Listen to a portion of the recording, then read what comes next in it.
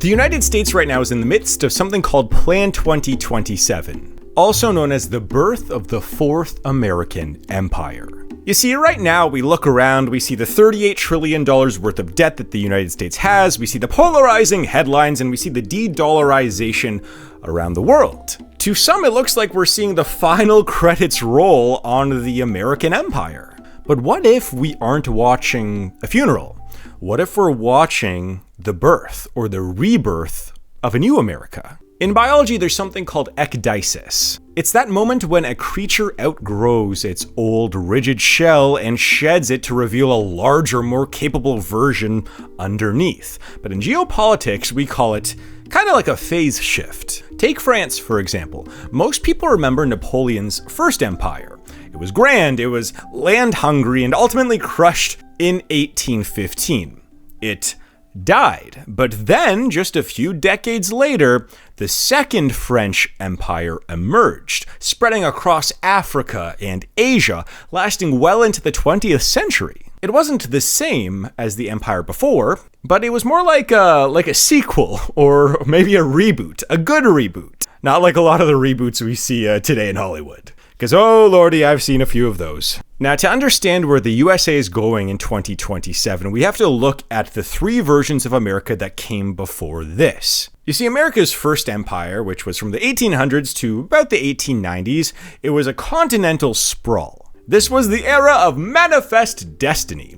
It was about dirt. If you could walk on it, plow it, and build a fence around it, it was yours. From the Louisiana Purchase to the forced displacement of indigenous nations, this empire was a land-devouring machine. By the 1890s, the frontier was closed. America had reached the Pacific, and the math was simple. Land equaled power. However, there was a second reincarnation of the American Empire, and that was from 1898 to 1945. So after the Spanish-American War, the strategy for America changed. America didn't need to turn the Philippines or Puerto Rico into the 51st state, it needed ports.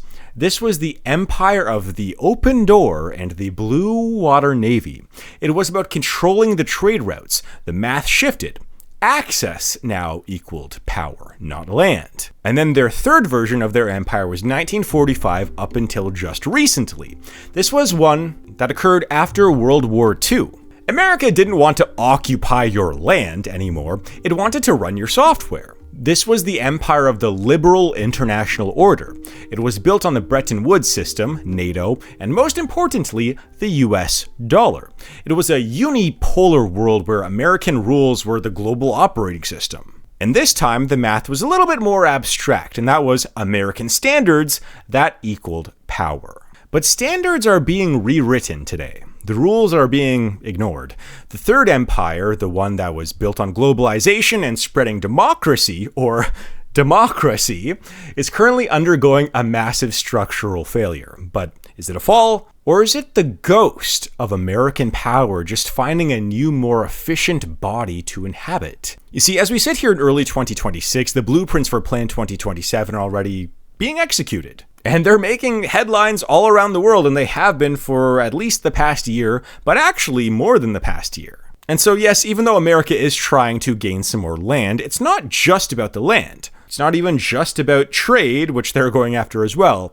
It's about owning the very foundation of the next century. You see, most people see a declining empire, but if you look at the data, you start to see the outline of a fourth American empire. So now let's get into it here. So why is this change happening now? Why is the fourth empire being born right now? I mean, the third empire seems to be very successful, and it has been. The American empire was globalized, the dollar was dominant, it was rules-based, and America had influence all around the world. So why are we currently watching it being disassembled like a bad Lego set? So it comes down to a fundamental law of economics. Diminishing returns. Imagine you're at a buffet and the first plate is incredible.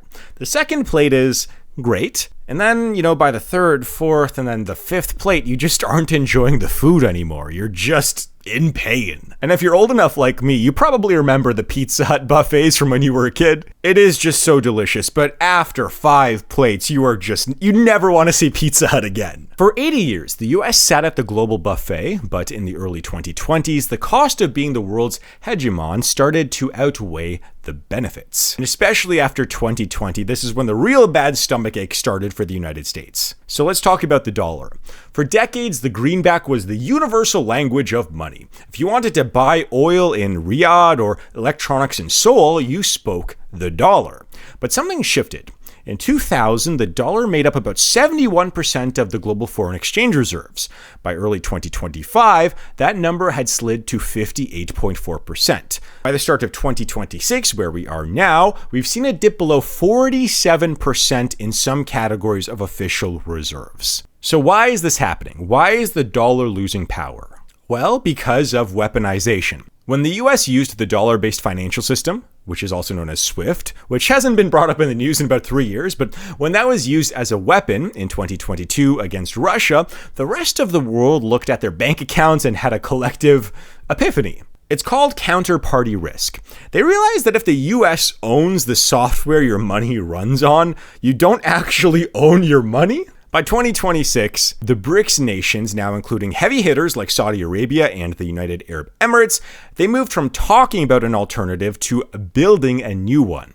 The BRICS Bridge, a blockchain-based payment system, is currently undergoing pilot testing, aiming to facilitate 85% of cross-border trade in local currencies. And it's not just about the money, it's also about the math of growth.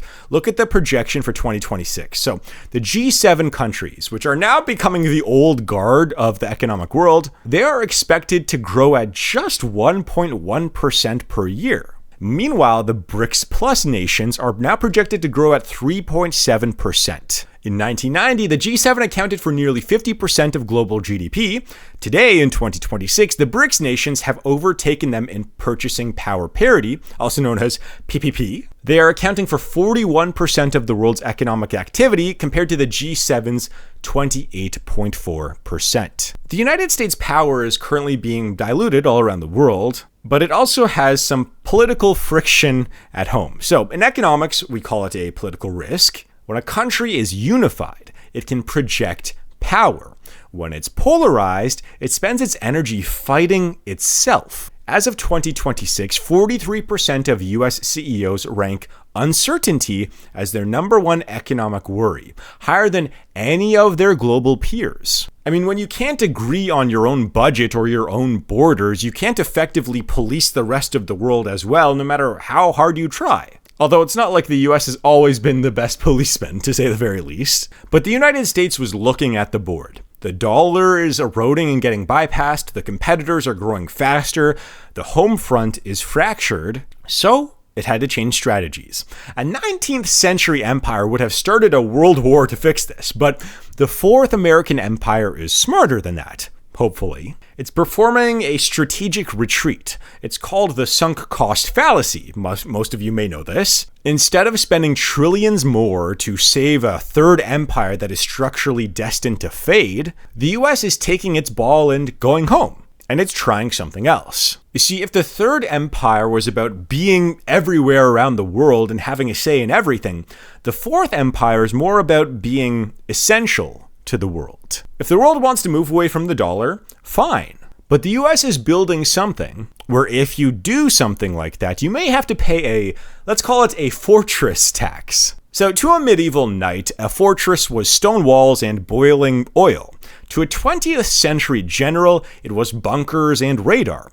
But to architects of the Fourth American Empire, a fortress isn't made of stone. It's made of tariffs and contracts and atoms. For 80 years, the US played a game called globalism, and the goal was just to make the world one big, happy, interconnected circuit board. But in 2026, the US is pulling the plug on that experiment. We are moving towards economic securitization. It's the idea that a supply chain isn't just a way to get a cheap toaster, it can also be a weapon. And if you don't own the weapon, you're a target. So let's take a look at the universal baseline tariff. So throughout 2025 and early 2026, the US shifted to a 10 to 20% baseline tax on nearly all imports. Why? Well, there's some basic math here. If a factory in Ohio costs $100 to run, and a factory in an adversarial nation costs $85, the math says go overseas, it'll save you some money. But at a 20% tariff, suddenly the overseas product costs $102. So one of the goals of this is to force reshoring, for people to move their factories back to the United States, but it's also to make money. I mean, by the end of 2025, these tariffs were projected to generate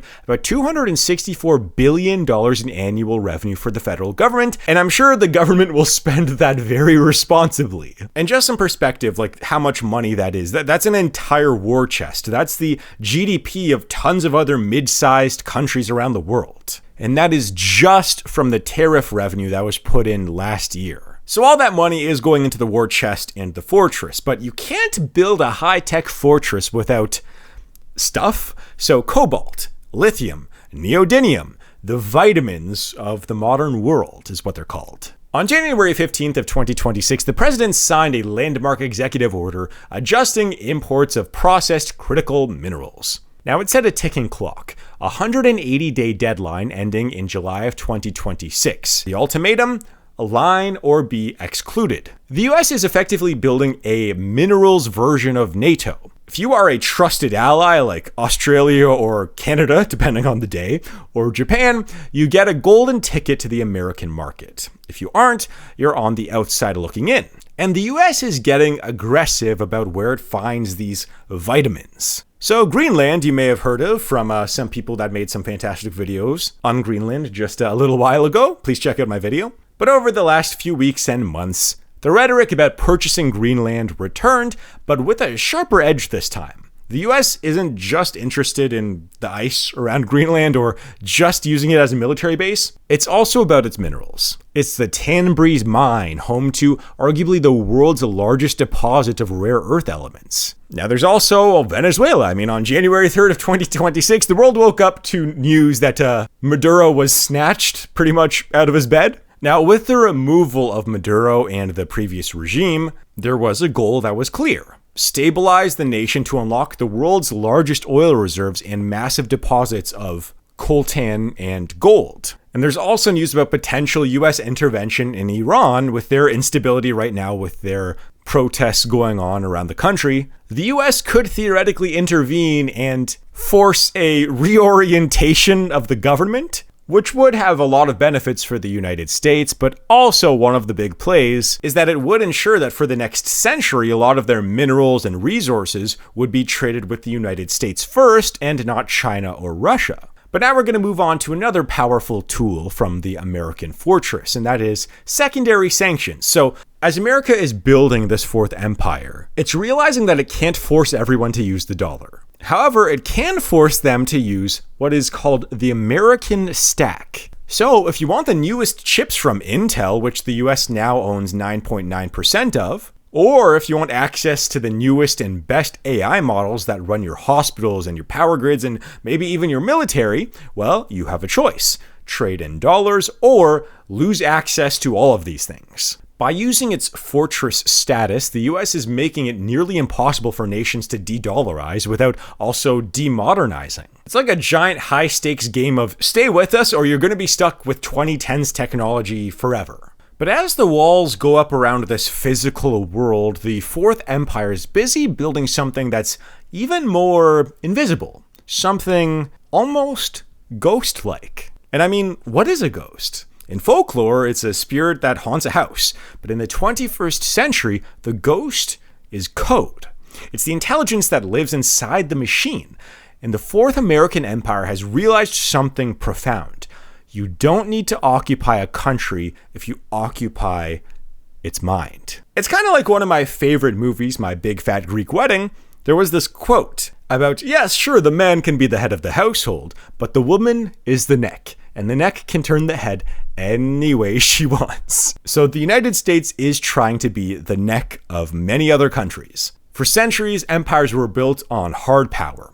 Soldiers, ships, and silk, and other things that are manly. The British Empire wasn't, only selling tea. They were also building railroads and telegraph lines that made the modern world possible. They owned the standards, and if you wanted to communicate in 1890, you spoke British telegraph. And right now, in 2026, and planned for 2027, the exact same thing is happening with the United States and artificial intelligence. On July 23, 2025, the White House released a document that effectively declared the dawn of the cyber empire. Winning the AI race, America's AI action plan. Now, it sounds like a policy paper, but it's actually a blueprint for dependency. Accompanying this plan were 3 executive orders, including EO 14179, designed to do one thing: export the American AI stack. So I've mentioned this a few times, but what is the AI stack? Well, here it is. You got the hardware, which is the specialized chips.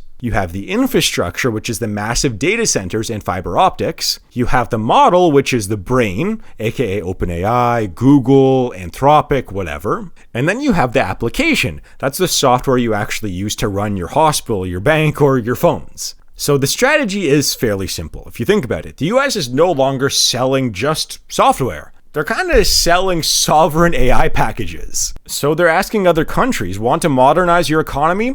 Here's a pre-built American stack. It's fast, it's efficient, it's brilliant. But here's the catch. The 2025 executive orders also fundamentally changed how we view data centers. Under the Accelerating Federal Permitting of Data Center Infrastructure order, I know that that's a giant mouthful, but under that, the US began treating these facilities as qualifying projects of national security. The US has accelerated the build-out of these mega data centers, essentially facilities requiring more than 100 megawatts of power, taking up giant chunks of the electricity grid. By early 2026, many of these are being built on federally controlled land, making them essentially digital fortresses for the government and for the companies. If your country's government, tax records, and power grid run on American-controlled cloud things from Amazon, Google, Microsoft, do you still have full sovereignty? Or does the US have a kill switch for your country? Now, if you're a business person, this may sound like something familiar. This is called vendor lock-in. Meaning, if you build your entire business off of the back of some other business's infrastructure, you pretty much cannot change without it being a giant pain to your business. And so for America, if a nation tries to leave this fourth American empire, it both loses a giant trade partner, but it also loses the operating system for their country. Now, there's also another problem with this, and that is AI is, well, it's thirsty. Not exactly for water, despite what you may hear, but for power. A single ChatGPT query uses roughly 10 times the electricity of a Google search. By January 2026, the US faced a crisis. The grid couldn't handle the AI boom, so the empire pivoted. The Department of Energy recently awarded $800 million in grants to first mover companies to deploy small modular reactors, SMRs. Now, these aren't your grandfather's massive nuclear plants. They are factory-built plug-and-play nuclear batteries. Companies like Alphabet and Meta, or, Google and Facebook, are already signing deals to buy this nuclear power directly. So the goal is to create AI fortresses, which are, data centers that are powered by their own dedicated nuclear reactors, completely immune to global energy fluctuations or local grid failures. Now, as the US secures the ghost in the machine, it's also looking at the ultimate high ground. You see, one other part of this empire that people are not really talking about at all, it's not high ground of a hill or a mountain, it's the high ground of the moon. When Romans looked at the Mediterranean Sea, they didn't just see like a body of water, they saw a highway. They called it Mare Nostrum, our sea. To own the Mediterranean was to own the heart of the world. Today, the Fourth American Empire is looking up at the sky and saying the exact same thing. But they aren't looking at the deep, dark void of interstellar space. They are looking at the cislunar region, the space between the Earth and the moon, and they're treating it like the new Mediterranean. So how do you build an empire in the stars? You don't do it with a few giant leaps, you do it with volume. In 2019, SpaceX launched 26 rockets. In 2024, that number was 134. By the end of 2025, that number was around 165 launches. Roughly one space launch every 2 days. To put that in perspective, that's about 85% of all American launches and more than the rest of the planet combined. And the math goes like this. I mean, if you can launch 100 times cheaper and 50 times more often than your adversary, then guess what? You're probably going to win this new space race. Now, also quietly in the last little while, Space Force has also been doing some things. Yes, that's Space Force, both the TV show and the thing that got made fun of when it was announced like a decade ago. So they have something now called the Commercial Augmentation Space Reserve, or CASR. They're essentially creating a civil reserve air fleet for the vacuum of space, ensuring that if a conflict breaks out, every Starlink satellite becomes a military asset. So what are the potential plans? Why is the United States doing this? So yes, it's about moving satellites and new tech into space, but it's also about denial. So on January 27th of 2025, a landmark executive order was signed to build the Iron Dome for America, later renamed the Golden Dome in May of 2025. This isn't some ground-based system like you see in Israel. It's a space-based overlayer. So the goal here, well, it's to deploy a constellation of hundreds, potentially 600 specialized satellites, rumored to be a $2 billion contract for SpaceX, and these will be equipped with sensors and proliferated interceptors. For the last 70 years, the world lived under the shadow of mutually assured destruction, also known as MAD. If you hit me, I hit you, and everyone dies. The Golden Dome aims to move the U.S. into an era of assured survival. By placing interceptors into orbit, the U.S. aims to kill missiles in the boost phase before they even leave the atmosphere. Now imagine that. If the Fourth American Empire can neutralize its nuclear threat, it changes the fundamental math of the entire geopolitics of the world. Power is no longer who has the biggest bomb or the most bombs, it's about who has the best shield. Now, there's also the moon stuff. So as we speak in early 2026, NASA is rolling out the SLS rocket for Artemis 2, which is a scheduled moon mission for February 6th, 2026. And this will be the first time humans have looped around the moon in over half a century. However, this is not as much of a science fair project as it used to be. It's becoming a property claim for the United States. So the US is racing to establish norms of behavior on the lunar surface.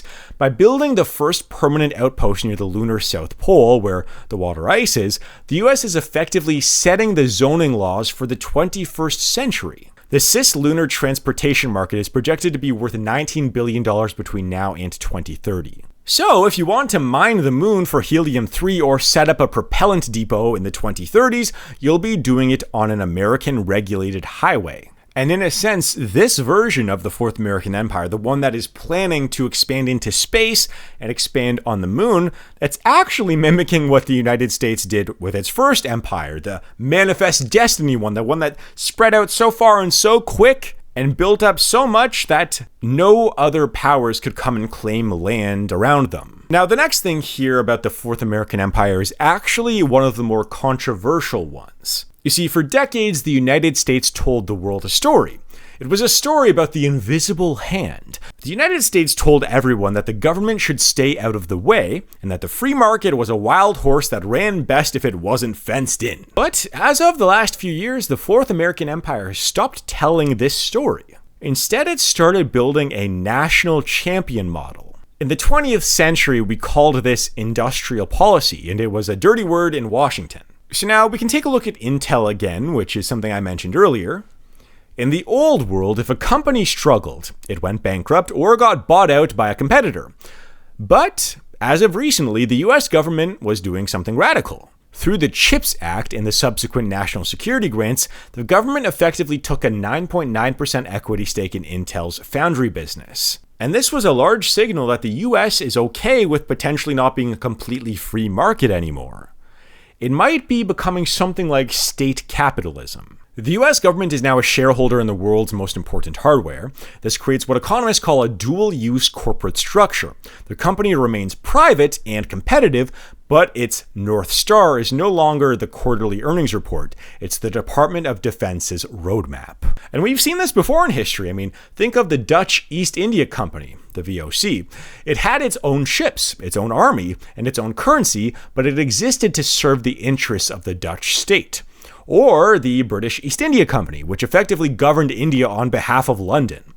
The Fourth American Empire is reviving the model for the Silicon Age. And yes, the US is buying equity in companies, but they're also handing out great deals to its favorite tech giants. And these deals come with strings. So, if you want a $5 billion grant to build a data center in Virginia, you must grant the government priority access to your compute during a national emergency. If you want to launch a new satellite constellation, you must ensure it is mil-spec compatible from day one. The line between Silicon Valley and the government, or the Pentagon, it's becoming more blurred as of the last few years. And this is a pretty big shift, from the Third Empire.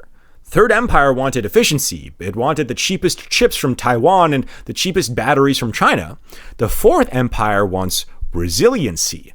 It is willing to pay 30% more for a product if that product is made within the fortress. Essentially, this is state capitalism with American characteristics. And so these are the bones of what the Fourth American Empire is going to be if the American Empire doesn't fall. And that brings up the question, will the empire fall? Or will we actually see the Fourth Empire? So when we talk about the fall of Rome, we usually imagine a single fiery night in 476 AD, when the barbarians broke down the gates.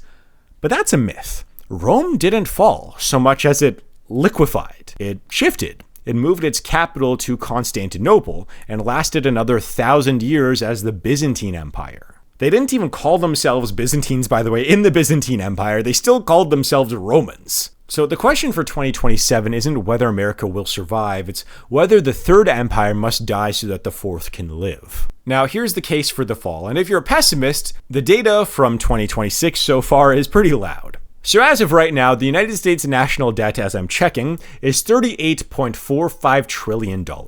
Interest payments alone are now the fastest growing federal expense, consuming roughly 19% of the federal spending.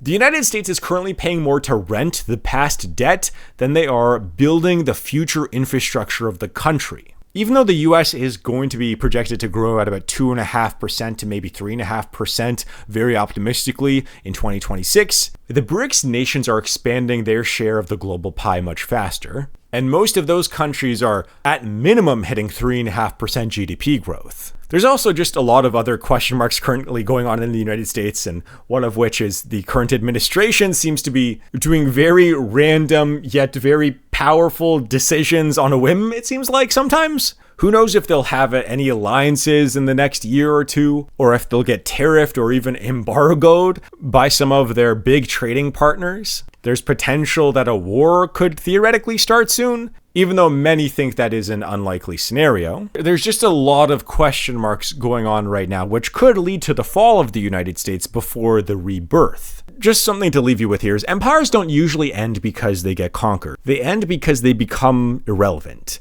They stop being the place where the future happens. Is America becoming irrelevant, or is it just rebranding? In the future, we might look back and realize that the decline we all worried about was actually just the noise of a machine changing gears. There were many times throughout, for example, the Roman Empire, where some of the writers, politicians, historians, they were saying in the moment that Rome was going to collapse at any second, and yet it hadn't even hit its peak yet. And so theoretically, that could be something happening with the United States right now. But what do you guys think? Let me know in the comments below, and make sure to click on my documentaries playlist if you want to see more videos like this. Also, please subscribe. Most of you that watch my videos are not subscribed, so click on that, subscribe, hit the notification bell, do all that stuff that the people say. And thanks for watching. I'll see you guys in my next video when you click on it in just a few seconds.